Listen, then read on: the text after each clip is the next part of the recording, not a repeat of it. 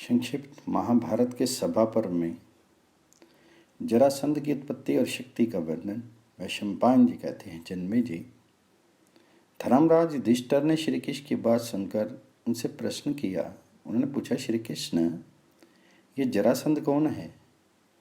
इसे इतनी शक्ति और पराक्रम कहाँ से प्राप्त हो गया? भला बताइए तो सही। जैसे धधकती हुई आकाश स्पर्श करके पतंगे जल जाते हैं, वैसे ही वह आपसे शत्रुता करके भी भस्म नहीं हो गया। इसका क्या कारण है? भगवान श्री कृष्ण ने कहा, धर्मराज, जरासंध के बलवीर का वर्णन मैं करता हूँ और ये भी बतलाता हूँ कि इतना अनिष्ट करने पर भी मैंने अब तक उसे क्यों छोड़ रखा है। कुछ समय पहले मगध देश में बृहद्रथ नाम के राजा राज्य करते थे। वे 3 अक्षौहिणियों के स्वामी, वीरपानी, रूपवान, धनवान, शक्ति संपन्न एवं याज्ञिक थे। वे तेजस्वी, क्षमाशील, दंडधर एवं ऐश्वर्यवाली थे। उन्होंने काशी राज की 2 सुंदरी कन्याओं से विवाह किया और उनसे प्रतिज्ञा की कि मैं तुम दोनों के साथ समान प्रेम रखूंगा। इस प्रकार विशेष सेवन करते करते उनकी जवानी बीत गई, परंतु मंगल में होम, पुत्रेष्टि यज्ञ आदि करने पर भी उन्हें पुत्र की प्राप्ति नहीं हुई। एक दिन उन्होंने सुना कि गौतम कक्षीवान के पुत्र महात्मा चंड कौशिक तपस्या से उपराम होकर इधर आए हैं और एक वृक्ष के नीचे ठहरे हुए हैं। राजा बृहद्रथ अपनी दोनों रानियों के साथ उनके पास गए और रत्न आदि की भेंट करके उन्हें संतुष्ट किया। सत्यवादी चंड कौशिक ऋषि ने राजा बृहद्रथ से कहा, राजन, मैं तुमसे संतुष्ट हूँ, जो चाहो मुझसे मांग लो। तो राजा ने कहा, भगवान, मैं अभागा एवं संतानहीन हूँ, राज्य छोड़कर तपोवन में आ गया हूँ, भला अब मैं वर लेकर क्या करूँगा? राजा की कातरवाणी सुनकर चंड कौशिक ऋषि कृपा परवश हो गए एवं ध्यान करने लगे। उसी समय जिस आम्र के पेड़ के नीचे वे बैठे हुए थे, उससे एक फल उनकी गोद में गिरा। वह फल था तो बड़ा सरस, परंतु फिर भी तोते की चोंच से अछूता था। महर्षि ने उसे उठाकर अभिमंत्रित किया और राजा को दे दिया। वास्तव में उन्हें पुत्र प्राप्ति कराने के लिए ही वह गिरा था। महात्मा चंड कौशिक ने राजा से कहा कि अब तुम अपने घर लौट जाओ, शीघ्र तुम्हें पुत्र की प्राप्ति होगी। परिणाम के पश्चात बृहद्रथ अपनी राजधानी में लौट आए और शुभ मुहूर्त में वह फल दोनों रानियों को दे दिया। रानियों ने उसके 2 टुकड़े दिए और बांटकर एक एक टुकड़ा खा लिया। संयोग की बात, महर्षि की सत्यवादिता के प्रभाव से दोनों रानियों को गर्व रह गया। राजा बृहद्रथ की प्रसन्नता की सीमा नहीं रही। धर्मराज, समय आने पर दोनों के गर्भ से शीर का एक एक टुकड़ा पैदा हुआ। प्रत्येक में एक आंख, एक बांह, एक पैर, आधा पेट, आधा मुंह और आधी कमर थी। उन्हें देखकर दोनों रानियां कांप उठी। उन्हें दुख से घबराकर यही सलाह दी कि इन दोनों टुकड़ों को फेंक दिया जाए। दोनों की दासियों ने आज्ञा पाते ही दोनों सजीव टुकड़ों को भली भांति ढककर रनिवास के बाहर डाल दिया। राजन, वहां एक राक्षसी रहती थी। उसका नाम था जरा। वह खून पीती और मांस खाती थी। उसने उन टुकड़ों को उठाया और संयोगवश सुविधा से ले जाने के लिए एक साथ जोड़ दिया। बस अब क्या, दोनों टुकड़े मिलकर एक महाबली और महान प्रकर्मी राजकुमार बन गया। जरा राक्षसी आश्चर्यचकित हो गई। वह वज्र ककर्ष शरीर कुमार को उठा तक नहीं सकी। कुमार ने मुट्ठी बांधकर मुंह में डाल ली और वर्षाकालीन मेघ की गर्जना के समान गंभीर स्वर से रोना शुरू कर दिया। रनिवास के लोग वह शब्द सुनकर आश्चर्यचकित होकर राजा के साथ बाहर निकल आए। यद्यपि रानियां पुत्र की ओर से निराश हो चुकी थी, फिर भी उनके दूध उमड़ रहा था। वे उदास मुंह से मुख पुत्र दर्शन की लालसा से भरकर बाहर निकल आई। जरा राक्षसी राज परिवार की स्थिति, ममता, लालसा और व्याकुलता तथा बालक का मुंह देखकर सोचने लगी कि मैं इस राजा के देश में रहती हूँ, इसे संतान की बड़ी अभिलाषा है, साथ ही वह धार्मिक और महात्मा भी है, इसलिए इस नवजात सुकुमार को नष्ट करना अनुचित है। अब वह मनुष्य रूप धारण करके बालक को गोद में लिए राजा के पास आकर बोली, राजन, ये लीजिए आपका अपना पुत्र। महर्षि के आशीर्वाद से आपको ये प्राप्त हुआ है। मैंने इसकी रक्षा की है, आप इसे स्वीकार कीजिए। राक्षस के इस प्रकार कहते ना कहते रानियों ने उसे अपनी गोद में लेकर दूध से सींच दिया। राजा बृहद्रथ ये सब देख सुनकर आनंद से फूल उठे। उन्होंने सोने सी मनोहर मनुष्य रूप धारणी राक्षसी से पूछा, हो मुझे पुत्र देने वाली तुम कौन हो?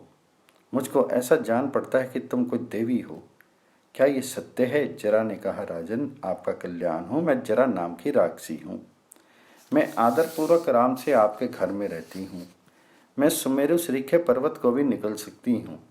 आपके बच्चे में तो रखा ही क्या है, किंतु मैं आपके घर में श्रद्धा सत्कार पाती हूँ, आपसे प्रसन्न हूँ, इसलिए आपका पुत्र आपके हाथों में सौंप रही हूँ। धर्मराज, जरा राक्षसी इतना कहकर अंतर ध्यान होगी और राजा बृहद्रथ नवजात शिशु को लेकर अपने महल में लौट आए। बालक के जात क्रम आदि संस्कार विधि पूर्वक हुए। जरा राक्षसी के नाम पर सारे मगध देश में उत्सव मनाया गया। बृहद्रथ ने अपने पुत्र का नामकरण करते हुए कहा कि इस बालक को जरा ने संधित किया है, अर्थात जोड़ा है, इसलिए इसका नाम जरासंध होगा।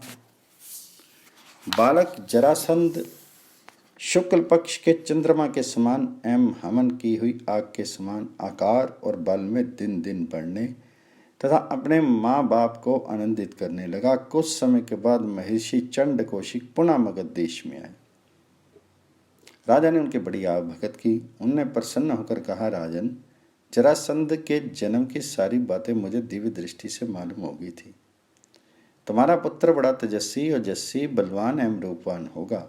इसके बाहुबल के आगे कुछ भी अप्राप्य नहीं होगा। कोई भी इसका मुकाबला नहीं कर सकेगा और विरोधी अपने आप नष्ट हो जाएंगे। देवताओं के अस्त्र शस्त्र भी इसे चोट नहीं पहुंचा सकेंगे। सभी लोग इसकी आज्ञा मानेंगे और तो क्या, इसकी आराधना से प्रसन्न होकर स्वयं भगवान शंकर इसे दर्शन देंगे। इतना कहकर महर्षि चंड कौशिक चले गए। राजा बृहद्रथ ने जरासंध का राज्य सिंहासन पर अभिषेक किया और स्वयं वे रानियों के साथ वन में चले गए। वास्तव में जरासंध की शक्ति महर्षि चंड कौशिक के कहे जैसी ही है।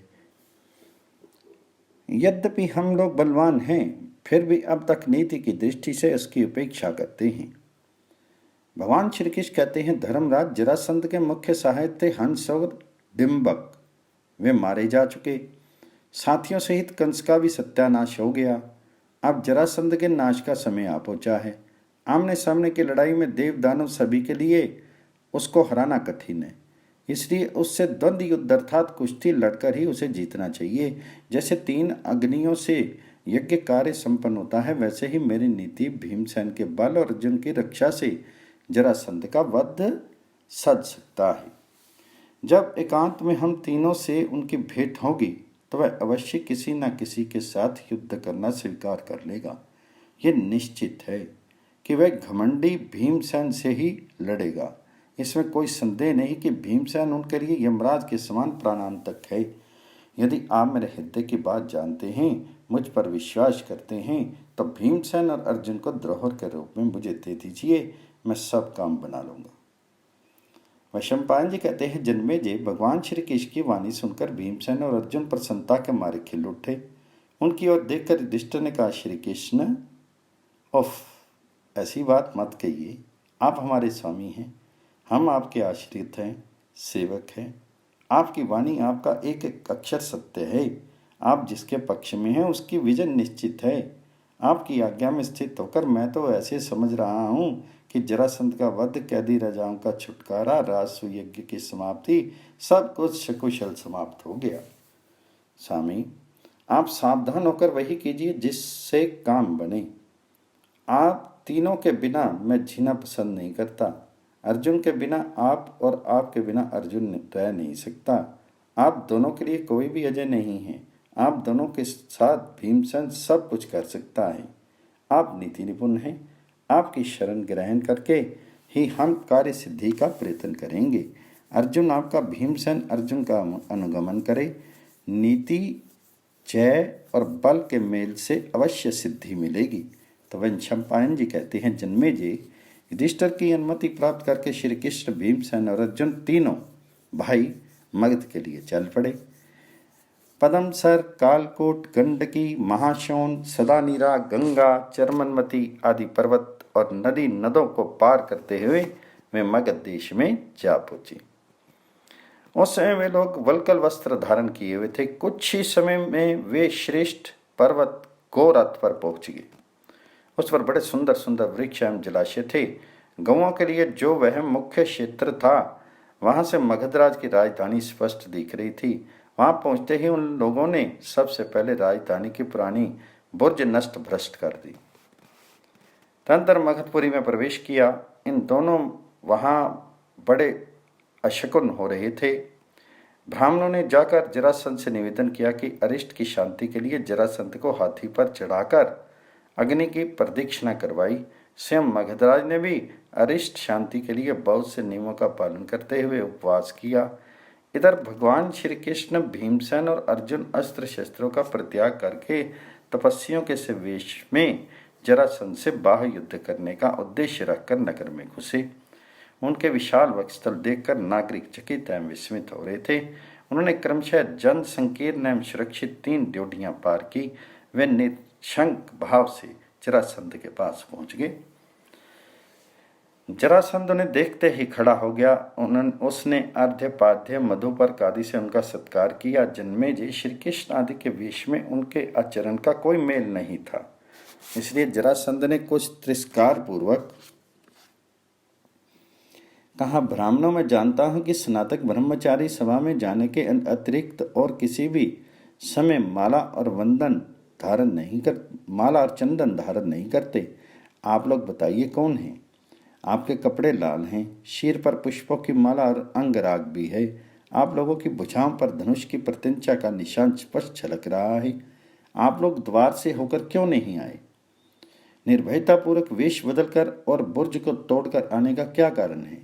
आप लोगों का वेश तो ब्राह्मण का और कार्य उसके ठीक विपरीत है। अस्तु जो कुछ भी हो, आपके आगमन का प्रयोजन क्या है? तो जरासंध की बात सुनकर कुशल वक्ता मनस्वी श्री कृष्ण ने स्निग्ध गंभीर वाणी से कहा, राजन, हम स्नातक ब्राह्मण हैं। ये तो आपकी समझ की बात है। स्नातक का वेश तो ब्राह्मण, क्षत्रिय और वैश्य तीनों ही धारण कर सकते हैं। पुष्पमाला धारण करना तो श्रीमानों का काम है। क्षत्रियों की भुजाएं ही उनका बल हैं। हम वाणी की वीरता नहीं दिखाते। यदि आप हमारा बाहुबल देखना चाहते हो तो अभी देख लें। धीर वीर पुरुष शत्रु के घर में बिना द्वार के और मित्र के घर में द्वार से प्रवेश करते हैं। हमने जो किया है सब सुसंगत है। तो जरासंध ने कहा, मैंने किस समय आप लोगों के साथ शत्रुता या दुर्व्यवहार किया है, ये ध्यान देने पर भी याद नहीं पड़ता। मुझ निरपराध को शत्रु समझने का क्या कारण है? क्या सत्पुरुषों के लिए यही उचित है? मैं अपने धर्म में तत्पर हूँ, प्रजा का अपकार नहीं करता, फिर मुझे शत्रु मानने का कारण? कहीं आप उन्मादवश तो ऐसा नहीं कर रहे हैं? तो भगवान श्री कृष्ण का, राजन, तुमने क्षत्रियों का बलिदान करने का निश्चय किया है। क्या ये क्रूर कर्म अपराध नहीं है? तुम सर्वश्रेष्ठ राजा होकर भी निरपराध राजाओं की हिंसा करना कैसे उचित समझते हो? किंतु बात यही है, हम दुखियों की सहायता करते हैं और तुम क्षत्रिय जाति का नाश करना चाहते हो। हम जाति की अभिवृद्धि के लिए तुम्हारे वध का निश्चय करके यहाँ आए हैं। तुम जो इस घमंड में फूले रहती हो कि मेरे समान कोई योद्धा क्षत्रिय नहीं है, ये तुम्हारा भ्रम है। इस विशाल पृथ्वी के वक्षस्थल पर तुमसे भी अधिक वीर हैं। हमारे लिए तुम्हारा ये घमंड असहाय है। अपने बराबर वालों के सामने ये घमंड छोड़ दो, अन्यथा तुम्हें पुत्र, मंत्री और सेना के साथ यमपुरी में जाना पड़ेगा। हमारे आने का उद्देश्य निश्चय ही युद्ध है। हम ब्राह्मण नहीं हैं। मैं हूँ वासुदेव का पुत्र श्री कृष्ण। ये दोनों हैं पांडुनंदन भीमसेन और अर्जुन। हम तुम्हें युद्ध के लिए ललकारते हैं। तुम या तो समस्त कैदी नरपतियों को छोड़ दो अथवा हमारे साथ युद्ध करके परलोक सिधारो। जरासंध ने कहा, वासुदेव, मैं किसी भी राजा को बिना जीते नहीं लाया हूं। तनिक दिखाओ तो सही, वह कौन है जिसे मैंने जीता ना हो, जो मेरा सामना कर सकता हो। क्या मैं तुमसे डरकर इन राजाओं को छोड़ दूं? ये नहीं हो सकता। तुम चाहो तो सेना के साथ लड़ लो, मैं एक के साथ या तीनों के साथ अकेले ही लड़ सकता हूं। चाहे एक साथ लड़ लो या अलग अलग। ये कहकर जरासंध ने अपने पुत्र सहदेव के राज्याभिषेक की आज्ञा दे दी। भगवान श्री कृष्ण ने देखा कि आकाशवाणी के अनुसार यदुवंशियों के हाथ से जरासंध का वध नहीं होना चाहिए, इसलिए उन्होंने जरासंध को स्वयं न मारकर भीमसेन के हाथों मरवाने का निश्चय किया। वैशंपायन जी कहते हैं, जन्मेजय, जब भगवान श्री कृष्ण ने देखा कि जरासंध युद्ध करने के लिए उद्यत हो गया है, तब उन्होंने उनसे पूछा, राजन, तुम हम तीनों में से किसके साथ युद्ध करना चाहती हो? हम में से कौन युद्ध के लिए तैयार हो? जरासंध ने भीमसेन के साथ कुश्ती लड़ना स्वीकार किया। उसने माला और मांगलिक चिन्ह धारण किए, पीड़ा मिटाने वाले बाजूबंद पहने, ब्राह्मण ने आकर सस्ती वाचन किया। क्षत्रिय धर्म के अनुसार उसने बख्तर पहना, मुकुट उतारा और बालों को बांधता हुआ खड़ा हो गया। जरासंध ने कहा, भीमसेन आओ। बलवान के साथ लड़कर हारने पर भी यश ही मिलता है। बलवान भीमसेन श्री कृष्ण से परामर्श लेकर ब्राह्मणों से सस्ती वाचन कराकर जरासंध से भिड़ने के लिए अखाड़े में उतर गए। दोनों ही अपनी अपनी विजय चाहते थे। दोनों ने ही अपनी अपनी भुजाओं को ही शस्त्र बनाया था। हाथ मिलाने के पहले एक ने दूसरे का पैर छुआ, तदंतर खम और ताल ठोकते हुए परस्पर कुथ के उन्होंने तृण, पीड़, पूर्ण योग, सुमुष्टिक आदि अनेक दाव पेच किए। उनकी कुश्ती अपूर्व थी। उनका मलयुद्ध देखने के लिए हजारों प्रवासी ब्राह्मण, क्षत्रिय, वैश्य, शूद्र, स्त्री एवं वृद्ध इकट्ठे हो गए। उनके प्रहार और छीना झपटी से बड़ी कुकर्ष ध्वनि होने लगी। वे कभी हाथ में एक दूसरे को ढकेल देते, गर्दन पकड़कर घुमा देते, कभी एक दूसरे को खदेड़ने, सींचते, घसीटते, घुटनों में से चोट करते और हुंकार करते हुए घोंसों का प्रहार करते। वे जिधर जाते उधर ही जनता भाग खड़ी होती। दोनों हट्टे कट्टे, चौड़ी छाती और लंबी बाँह वाले पहलवान अपनी भुजाओं से इस प्रकार लड़ रहे थे, पहले मानो लोहे के बेलन टकरा रही। वह युद्ध कार्तिक कृष्ण पक्ष की प्रतिपदा से प्रारंभ होकर लगातार 13 दिन रात तक बिना खाए पिए, बिना रुके चलता रहा। 14वें दिन रात के समय जरासंध थक कर कुछ ढीला रह पड़ गया। उसकी यह दशा देखकर भगवान श्री कृष्ण ने भीमकर्मा भीमसेन को भाटते हुए कहा, वीर भीमसेन, थक जाने पर शत्रु को अधिक दबाना उचित नहीं। अरे, अधिक जोर लगाने पर तो वह मर ही जाएगा। इसलिए अब तुम जरासंध को ज्यादा न दबाकर केवल बाहु युद्ध करते रहो। श्री कृष्ण की बात सुनते ही भीमसेन ने जरासंध की स्थिति समझ ली और उसे मार डालने का संकल्प किया। भगवान श्री कृष्ण ने भीमसेन को भी फुर्ती करने के लिए उत्साहित करते हुए संकेत किया कि भीमसेन, तुम में देव बल और वायु बल दोनों ही विद्यमान हैं। तुम जरासंध पर तनिक उन बलों को दिखाओ तो। श्री कृष्ण का इशारा समझकर बलवान भीमसेन ने जरासंध को उठा लिया और उसे बड़े जोर से उसे आकाश में घुमाने लगा। 100 बार घुमाकर उसे उन्होंने जमीन पर पटका और घुटनों की चोट से उसकी पीठ की रीढ़ तोड़कर पीस दिया। साथ ही हुंकार करके उसका एक पैर पकड़ा और दूसरे पैर पर अपना पैर रखकर उसके 2 खंडों में चीर डाला। जरासंध की इस दुर्दशा और भीमसेन की गर्जना से उपस्थित जनता भयभीत हो गई।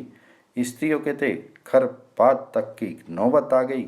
सब लोग चकित विस्मित होकर सोचने लगे, कहीं हिमालय तो नहीं टूट पड़ा, पृथ्वी तो खंड खंड नहीं हो गई। भगवान श्री कृष्ण, अर्जुन और भीमसेन ने शत्रु का नाश करके उनके प्राणहीन शरीर को रनिवास की ड्योढ़ी पर डाल दिया और वे रातों रात वहां से बाहर निकल गए। श्री कृष्ण ने जरासंध के ध्वजा मंडित दिव्य रथ को जोता, उस पर भीमसेन और अर्जुन को बिठाया और वहां से चलकर कैदी राजाओं को पहाड़ी खो से बाहर किया। उस रथ से ही वे राजाओं के साथ वहां से चल पड़े। उस रथ का नाम था सौंदर्यवान। 2 महारथी उस पर एक साथ बैठकर युद्ध कर सकते थे। उस पर भीमसेन और अर्जुन बैठ के भगवान श्री के सारथी बने। उसी रथ पर बैठकर इंद्र ने पहले 99 बार दानवों का संहार किया था। उनके ऊपर एक दिव्य ध्वजा थी जो बिना किसी आधार के ही लहराती चली। इंद्रधनुष किसी चमकती और 1 योजन दूर से ही दिख जाती थी। वह रथ इंद्र ने वसु नाम के राजा को, वसु ने बृहद्रथ को और बृहद्रथ ने जरासंध को दिया था। वह दिव्य रथ पाकर बड़ी प्रसन्नता से तीनों भाइयों ने वहां से यात्रा की। परम यशस्वी करुणा वरुणाले भगवान श्री कृष्ण रथ हंकर गिरि व्रज से बाहर निकले, खुले मैदान में आए। वहां ब्राह्मण आदि नागरिकों ने एवं कैद से छूटे हुए राजाओं ने श्री कृष्ण की विधिपूर्वक पूजा की। राजाओं ने कहा, सर्वशक्तिमान प्रभु, आपने भीम और अर्जुन के साथ हमें छुड़ाकर अपने धर्म की रक्षा की है। ये आपके लिए कोई नवीनता नहीं है। हम जरासंध रूप विशाल ताल के दुख तल तल में फंस रहे थे। आपने हमारा उद्धार किया। सर्वव्यापक यदुनंदन, हम दुख से मुक्त हुए। आपने उज्जवल कीर्ति की स्थापना की। हम आपके सामने नम्रता से झुककर खड़े हैं। हमें कुछ आज्ञा दीजिए। आपका कठिन से कठिन काम भी हो वो हम करेंगे। भगवान श्री कृष्ण ने उन्हें आश्वासन देते हुए कहा, धर्मराज युधिष्ठिर चक्रवर्ती पद प्राप्त करने के लिए राजस्व यज्ञ करना चाहते हैं। आप लोग उनकी सहायता कीजिए। राजाओं की प्रसन्नता की सीमा नहीं रही। उन्होंने हृदय से यह प्रस्ताव स्वीकार किया। अब वे लोग भगवान श्री कृष्ण को रत्न राशि की भेंट देने लगे। भगवान जी ने उन पर कृपा करके बड़ी कठिनाई से भेंट स्वीकार की। जरासंध का पुत्र सहदेव मंत्रियों के साथ पुरोहित को आगे करके अनेकों रत्न लिए बड़ी नम्रता से श्री कृष्ण के सामने उपस्थित हुआ। भगवान श्री कृष्ण ने भयभीत सहदेव को अभयदान देकर भेंट स्वीकार की। श्री कृष्ण, अर्जुन और भीमसेन ने वहीं सहदेव का अभिषेक किया। सहदेव बड़ी प्रसन्नता से अपनी राजधानी में लौट गया। पुरुषोत्तम भगवान श्री कृष्ण अपने दोनों फुफेरे भाइयों और उन सब राजाओं के साथ धन रत्न से लदे रथ पर शोभायमान होकर इंद्रप्रस्थ पहुंचे। उन्हें देखकर धर्मराज के अनंत की सीमा नहीं रही। भगवान जी ने कहा, राजेंद्र, ये बड़े सौभाग्य की बात है कि वीर रस भीमसेन ने जरासंध को मारने और कैदी राजाओं को कैद से छुड़ाने का यश प्राप्त किया है।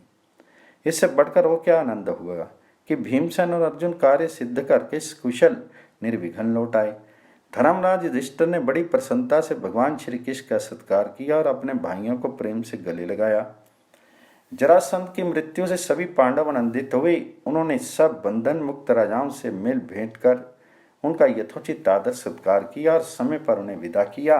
सब राजा धर्मराज की अनुमति से बड़ी प्रसन्नता के साथ विभिन्न वाहनों के द्वारा अपने अपने देश चले गए।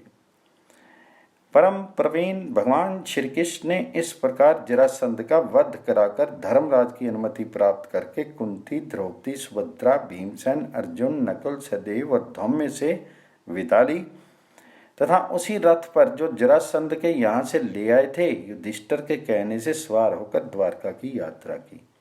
यात्रा के समय पांडवों ने आनंद कंद भगवान श्री कृष्ण का यथोचित अभिवादन एवं परिक्रमा की। जन्मेजय, इस ऐतिहासिक विजय एवं राजाओं को छुड़ाकर अभय देने के कारण पांडवों का यश दिग दिगंत में फैल गया। धर्मराज युधिष्ठिर समय के अनुसार धर्म का दृढ़ रहकर प्रजा पालन करने लगे। धर्म, काम एवं अर्थ तीनों ही पुरुषार्थ उनकी सेवा में संलग्न रहते थे।